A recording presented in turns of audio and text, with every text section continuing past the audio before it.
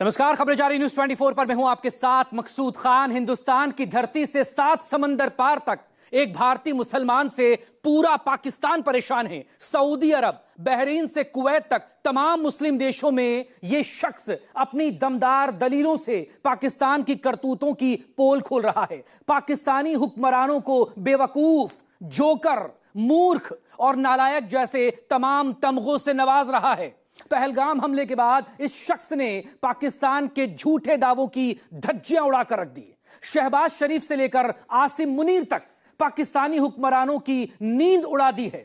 यही वजह है कि 140 करोड़ हिंदुस्तानी इस शख्स को हिंदुस्तान की शान बता रहा है, भारत का भाईजान बता रहा है। रिपोर्ट।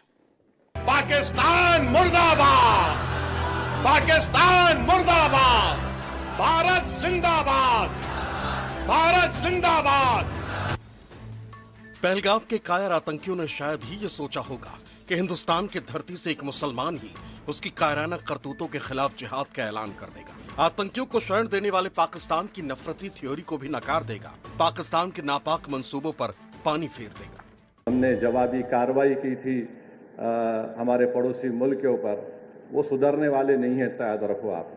अब आप दुआ करो, हज को जा रहे, अल्लाह उनकी दुम को सीधा करे, वरना फिर वक्त आएगा उनको और सीधा करना पड़ेगा।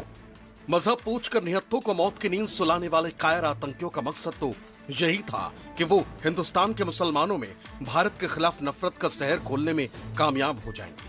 लेकिन मुस्लिम समुदाय में जन्म लेने वाला एक हिंदुस्तानी नेता ही पूरे पाकिस्तान पर भारी पड़ गया।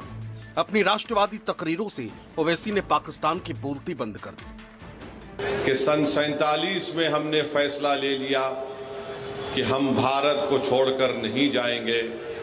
हमने जिना के पैगाम को ठुकराया। भारत ही हमारी सरजमीन थी, भारत ही हमारी सरजमीन है और इंशाअल्लाह भारत ही हमारी सरजमीन रहेगा। और हम वो लोग जो आज पाकिस्तान में बैठकर बकवास बक रहे हैं, हम उनसे कहना चाहेंगे कि तुम इस्लाम को जानते नहीं हो, तुम इस्लाम की तालीमात से महरूम हो। हिंदुस्तान के भाईजान अब पूरी दुनिया में पाकिस्तान को बेनकाब करने के मिशन में मशगूल है और इस खबर से ही पाकिस्तान की बत्ती गुल है। आतंकिस्तान के खिलाफ हिंदुस्तान के ब्रांड एम्बेसडर बने ओवैसी अब मुस्लिम देशों में भी पाकिस्तान की पोल खोल रहे हैं। पाकिस्तान के आतंकी कैंपों का जिक्र कर उसके दुखदी रग दबा रहे हैं। And the open free run been given to the terrorists in Pakistan. You can tell your Pakistani if you meet them, please show us one terrorist camp which India runs. एक तो बताइए भाई, कहीं तो बताइए। कुछ नहीं है। और बार बार ये मुसलमान, Pakistan cannot take up this issue। हम मुसलमान, क्या मुसलमान? हिंदुस्तान में पाकिस्तान से बढ़ के मुसलमान है, पाकिस्तान से बढ़ के मुसलमान है। और मैं तो आपको बोल रहा हूं कि उनसे ज्यादा हम ईमानदार हैं, उनसे ज्यादा हम में तकवा है, अल्लाह से मोहब्बत है, उसके रसूल सल्लल्लाहु अलैहि वसल्लम से मोहब्बत है। तो ये भी एक झूठा प्रोपेगेंडा इनका है। बहरीन से कुवैत तक जब असदुद्दीन ओवैसी पाकिस्तान के प्रोपेगेंडे का पोस्टमार्टम कर रहे थे, तभी पाकिस्तानी आर्मी चीफ ने पाकिस्तान के प्रधानमंत्री को एक फोटो गिफ्ट की और इस तस्वीर के जरिए हिंदुस्तान को हराने का दावा किया। लेकिन ओवैसी ने पाकिस्तान का फर्जीवाड़ा पकड़ लिया, ऐसी लताड़ लगाई, ऐसी खिल्ली उड़ाई कि केंद्रीय मंत्री किरण रिजिजू भी ओवैसी के मुरीद हो गए। I am telling you something, fact about the fact. I think yesterday the Pakistani army chief had gifted a photo to the Pakistani Prime Minister Shehbaz Sharif. President of Pakistan was there, the Speaker of National Assembly was there, and these stupid jokers, they want to compete with India. They had given a photograph of a 2019 Chinese army drill, claiming it's a victory over India. Now this is what Pakistan indulges in. They cannot even give a proper photograph. तो हम बचपने में हम school में सुनते थे कि अक्सर स्कूल में क्या होता था कि हम अच्छे पढ़ने वाले बच्चे के बाजू के बैठता था। तो नकल करने के लिए अकल भी चाहिए, इन नालायकों को अकल भी नहीं है।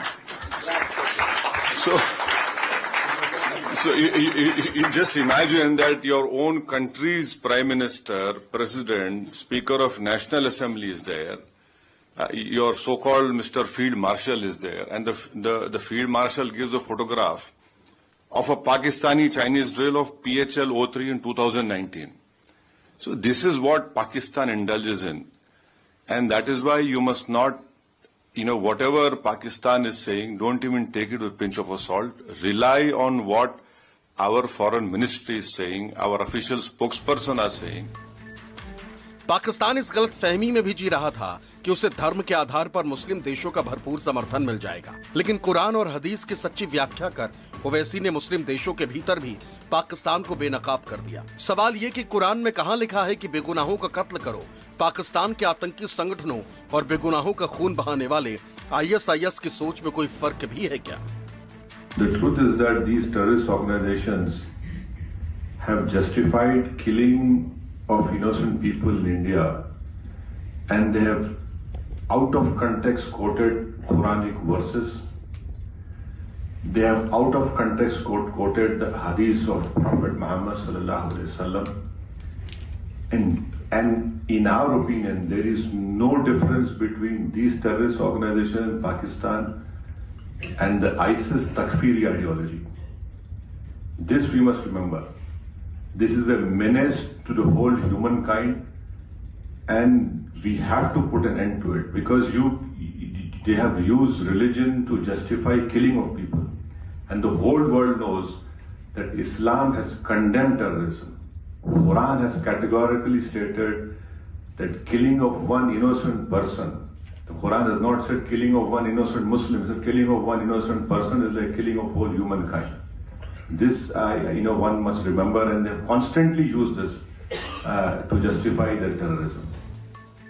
आतंक के खिलाफ हिंदुस्तान की कार्रवाई में आतंकियों के आगा पाकिस्तान का मददगार बने तुर्की की हवा भी ओवैसी ने टाइट कर।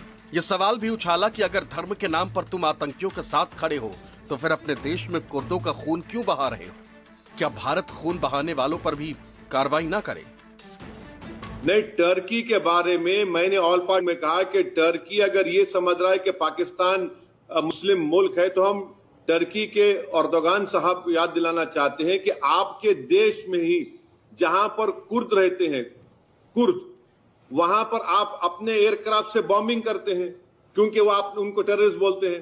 फिर आप ही के देश में इराक में कुर्द के कैंप्स थे, वहां आपने बमबारी की।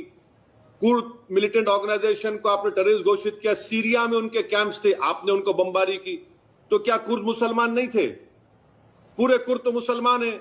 ये तो सलाहुद्दीन अय्यूबी रहमतुल्लाह अलैह की नस्ल से हैं ये लोग। तो टर्की ये क्यों भूल रहा है? भाई आपके पास अगर टेररिस्ट हमले होंगे तो आप करेंगे, और हमारे पास होगा तो फिर हमारे इंसानों की जान की कीमत थोड़ी कम है क्या? तो ये टर्की को हमको समझाना पड़ेगा, बोलना पड़ेगा उनको। 22 अप्रैल को पहलगाम के काराना आतंकी हमले के महज 6 दिन पहले पाकिस्तान के सेना प्रमुख असीम मुनीर ने आतंकियों को धर्म के आधार पर उकसाया था। मकसद ये कि भारतीय मुसलमान भी मजहब के आधार पर पाकिस्तान के साथ हो जाएं। लेकिन ओवैसी ने स्पष्ट कर दिया कि हिंदू मुसलमान की मजहबी बातें पुरानी हैं, नए दौर की नई कहानी है। गर्व की बात ये है कि हम हिंदुस्तानी हैं। Now I think so there is unanimity in our country, irrespective of whatever political affiliations we belong to. Yes, we have our political differences, but when it comes to the integrity of our country, it is high time that the neighboring country understands. And I would hope and request that the Bahraini government would help us in bringing back Pakistan in grey list of FATF. Because this money has been used to support those terrorists. सर्वदलीय delegation पर विदेश रवाना होने के पहले भी ओवैसी ने पाकिस्तानी हुक्मरानों को कुएं का मेंढक बताया था, समंदर से सावधान रहने का पाठ पढ़ाया था, खासकर तब जब पाकिस्तान ने हिंदुस्तान को गिदड़ भभकी दी। भाईजान ने पाकिस्तान को उसकी हैसियत बता दी। चाहे हुकूमत किसी की भी हो, मगर इस तरह से आकर हमारी भारत की सरजमीन पर हमला करना और मजहब पूछकर किसी को गोली मारना, तुम कौन से दीन की बात कर रहे हो? तुम तो खवारिज से बदतर हो, तुम तो आईसिस के जानशीन हो जो हरकत किए हैं। ओवैसी ने पाकिस्तान को यह भी समझाया था कि वो भारत से सिर्फ आधा घंटा नहीं बल्कि ये आधा सदी पीछे। भारत से आपका वक्त आधा घंटे पीछे है। अब जैसा यहाँ 6:15 हो रहे हैं, वहां पर 6:45 हो रहे हैं, मगर आधा घंटा पीछे नहीं है, वो आधी सदी भारत से पीछे है। पहलगाम के कायराना हमले में भले ही भारत के सीने पर चोट लगी, लेकिन मुश्किल वक्त में पूरा हिंदुस्तान एकजुट हो गया। कश्मीर से कन्याकुमारी तक विरोध प्रदर्शन के सैलाब ने पाकिस्तान को हिंद की ताकत दिखाई। ओवैसी ने नमाजियों को काली पट्टी बांधकर पाकिस्तान को और भी परेशान कर दिया। हज यात्रियों से भी कहा कि वो खुदा से जालिमों को जहन्नुम में भेजने की मन्नत करें।